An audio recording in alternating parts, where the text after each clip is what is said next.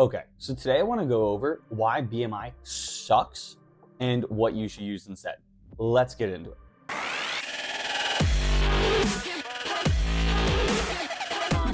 Okay, so first, quickly, I want to go over how BMI is calculated to then explain why I think it sucks. So the way BMI is calculated, which just stands for body mass index, and it's basically supposed to be used to decide if people are underweight, normal weight, overweight, or obese.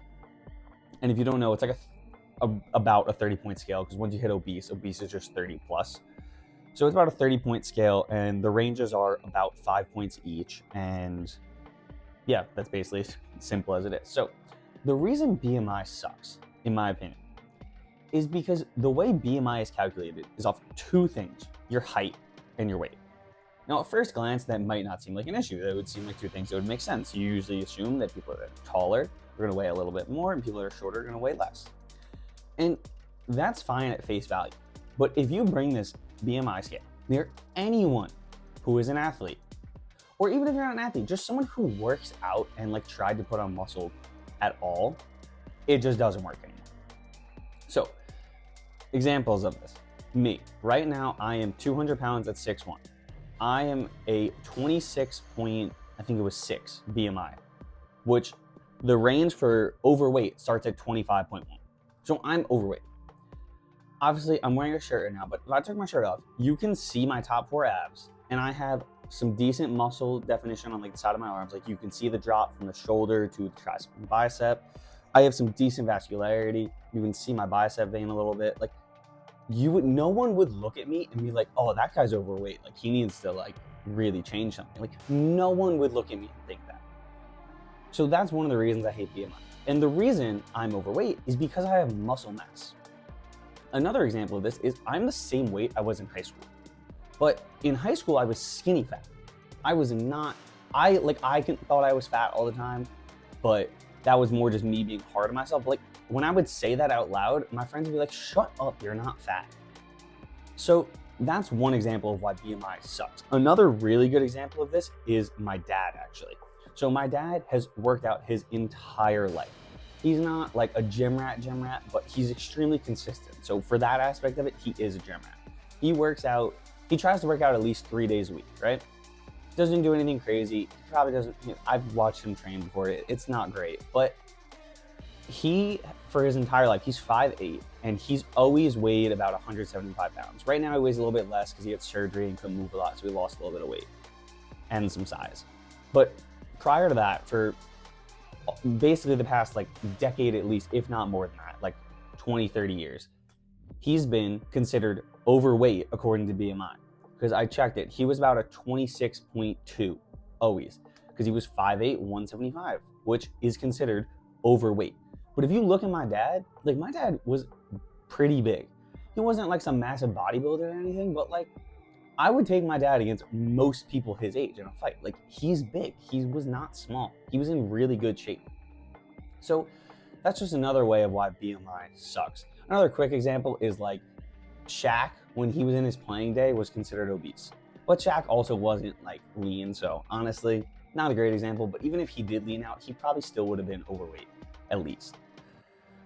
So now I do want to give BMI a little credit here, because obviously every example I've given has been people who work out or athletes. Me, my dad, Shaq. What a trio.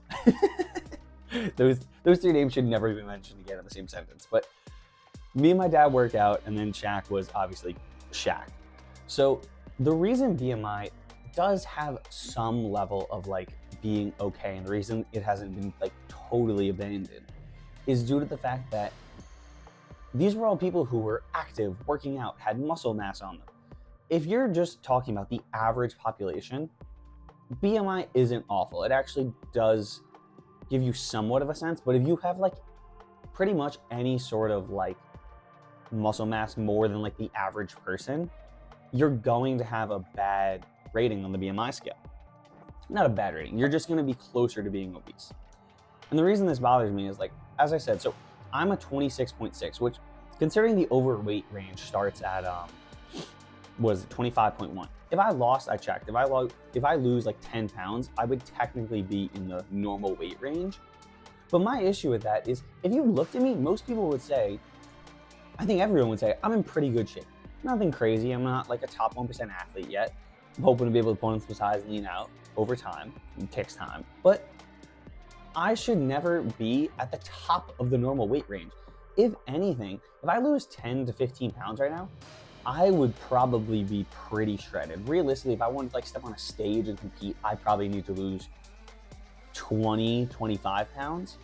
But the fact that that would even put me to like underweight is crazy to me. That would put me still in like the middle to top end of normal weight.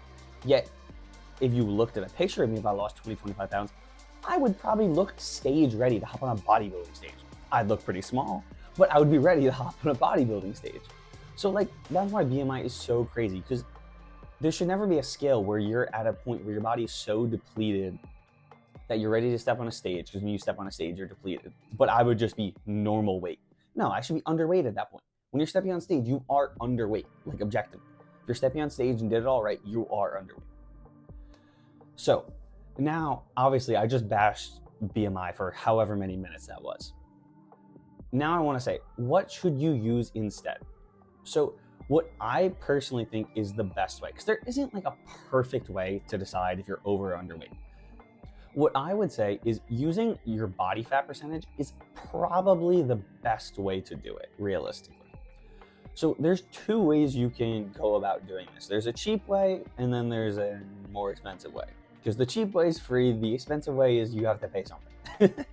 So for the expensive way is you can go get, I forget if it's called like a DEXA or a DEXA scan, whatever it is, and you can calculate your body fat percentage that way. You can also use, I can't say the word. I'll put a picture of it up, but it's one of those things that you like pinch the skin. Let's like a skin, I'm gonna try and say like a grappler. I don't know what it's called, but you use that, you pinch the skin, and it gives you like a rough estimate of how much body fat is there, right? And these are two ways where those give you actual calculations about like a specific percentage that you are. So you can definitely do those, but the reason I'm not too adamant about doing those is they don't give you like a definite answer. As far as I know, I've never heard of a definite way to give you an exact amount of body fat percentage that you have. Like, as far as I know, there's no way to tell the exact amount of fat on your body. There's estimates, but there's no exact ways. Like, it's not like a scale where like I can hop on a scale and like I knew I was like 198.8 pounds today. And I know like that's exactly how much I weigh today. But there's nothing like that as far as I've heard. If you have heard of something, please put in the comments. I'd love to like look into it. But there's nothing I've heard for body fat percentage that is like exactly precise. So the other thing you can do is, and now when you're doing this, make sure if you're a guy or a girl, make sure you're looking up the right one. If you just look up body fat percentage scale or like, and then literally just go to images, look up body fat percentage and then just go to like images, right? Make sure you're looking at the one that is for you. So if you're a guy, look at the guy one, girl, look at the girl one, because the percentages and where you should be are different. So I'm gonna put up one, I'll talk about guys first, I'll put the guys one, then I'll put the girls one. So when you can see in the pictures, obviously, there's usually like 6 different scales of like where you're at, right? And obviously the first 2, which are like the lowest percentage areas, those are more for either like, the lowest one is like if you're helping on stage or you're just really depleted for some reason, and then like athletes. Those are like the top 2. Typically for guys, if you look it up, you'll get a couple different ranges of like where you should be.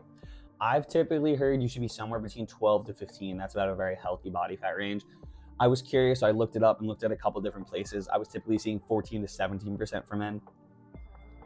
So estimate somewhere in there. Honestly, if you just want to extend the range, try and be somewhere between 12 to 17% body fat as a male. That's like a good area to be where you're in a healthy range, you're in good shape, and you're just at a good fitness level, right? So for women, it's a little bit different. For women, I'll put it up now, you're going to be a little bit higher. Women get to have a higher body fat percentage. So for women, what I've typically heard is like 18 to 22%. When I was looking it up, I saw 21 to 24%. I also think the reason what I've heard is different is because I'm usually listening to people that are like very into fitness. So if you're talking to people that are really into fitness, it's probably going to be a little bit lower. They're going to be skewed down a little bit. Whereas when you're just doing like general research, I didn't do anything crazy. When you're doing that, you're typically going to see a little bit higher because like the standards just aren't as high. Okay, so now you've seen the scales for both men and women, right? You've seen the pictures. Now, the way you actually figure out where you are based off this, because all I've done so far is just show you a picture and give you some numbers about where you should be. But you have to compare yourself to see which picture you think you look most like. So if there's a picture of someone with a really leaned out six-pack, really defined arms, and you're sitting there with like barely a four-pack like I have, and some definition, but not a lot, those two pictures don't match. It's like a matching game. Kindergartners could do this. You and that picture are not the same. You have to be honest with yourself here. Like, that is honestly the biggest part of it, is being really honest with yourself. In my opinion, this is, I know for me, because I'm hard on myself, I'd always rather estimate up a little bit than down a little bit. So what I mean by that is, if you can't decide if you're like in the 12 to 15 range or the like 18 to 21 range, like whatever it is, estimate up a little bit, or maybe you're in the middle somewhere. Like right now, I know I'm probably about 17% body fat, I'd say. And maybe I'm being hard on myself, I don't know. But that's where I think I am. So you do really have to be honest with yourself with these though, because there's so many people you'll see online that are just saying things. It's like, you're just not there. And maybe you want to be there, but you're not there yet. So we have to work to get there. Like, honestly, the best example of this is actually, it's really funny. It's from Ronnie Coleman. Ronnie Coleman said on Joe Rogan's podcast, I can't remember if it was negative or positive, but either way, this is just not true. Like, as far as you would literally be dead if you had this low of a body fat percentage. But I think he said he was negative 0.003% body fat. Like, Ronnie, all-time great, one of the best bodybuilders ever, if not the best. How are you a negative body fat percentage? What?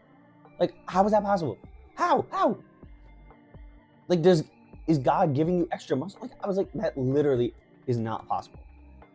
And as far as I know, like anything between, like below like 3%, like you would be in a hospital. Your body needs some level of body fat. So that's why, like, some people just say shit and it's like, what are you talking about?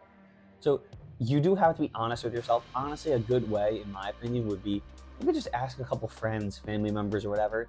Get all of their opinions based on like pictures of you, or like honestly, maybe just like take your shirt off, show them, and see what they say, and kind of like average it out, because odds are everyone's going to be a little off. But if you average it out, that's probably a good estimate, at least, of where you are. Because as I said, you're not going to have an exact number with this, but at least you can be somewhat close. Okay, so now let's get into my Sunday Night Football pickups. So this week we have Lions-Texans, which this would be a very interesting game because the Lions have been so good in the past couple weeks, and the Texans are kind of banged up. Nico Collins might be coming back, and honestly, that's a really big swing factor for this game because now with Stephon Diggs out, the Texans' receiving core went from being one of the best in the league to like kind of ass. Like, they don't really have any receivers right now. Just Tank Dell out there, which Tank Dell's good, but he's not a one. So the spread for this game is Lions minus 3.5. So I would 100% take Lions money line. If Nico Collins is out, I would take Lions spread. If Nico Collins is in, it makes it a little tougher, but honestly at 3.5, I still think I would take Lions spread. Like, I wouldn't be surprised if the Lions just win by like 10, honestly.